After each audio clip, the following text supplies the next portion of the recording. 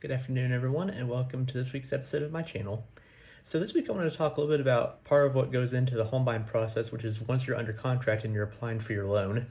One of my favorite movies is Goodfellas. There's a really iconic scene where Robert De Niro's character warns all of his associates who was in a robbery with him to not buy anything after the heist went down to avoid any attention being drawn to them. Well, you'll hear your realtor saying the same thing to you after you go under contract on a house. Don't buy anything.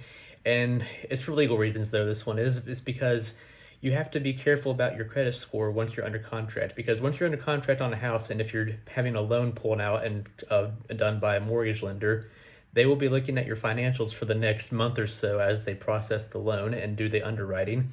And part of that is looking at your credit score. So if you go out and open a new line of credit, say you buy a boat or you buy a bunch of furniture and put it on a new credit card on Wayfair or something like that, that will show up then during the period of your underwriting for getting that loan approved.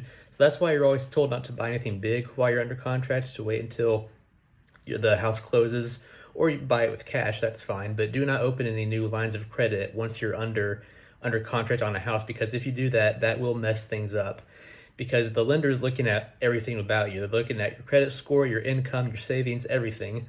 And whenever you open up a new line of credit or buy something significant like a new car or a new boat and you get that financed, that of course will affect your credit score, that will affect everything, and that has the potential to mess up your loan and get that denied then, because there's been a significant change, a significant hit to your credit score. So that's why it's always wise to either, if you have someone like a spouse who's also buying the house with you but their name will not be on the loan, they can open up that line of credit in their name only.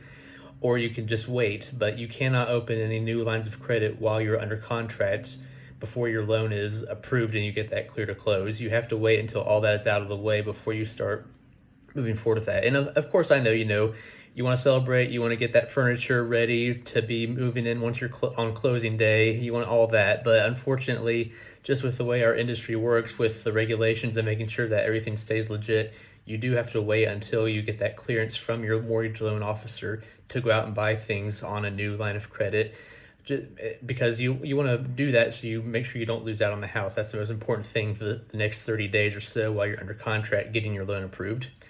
Hope this is helpful. Keep that in mind once you're under contract, and I'll see you next week. Take care.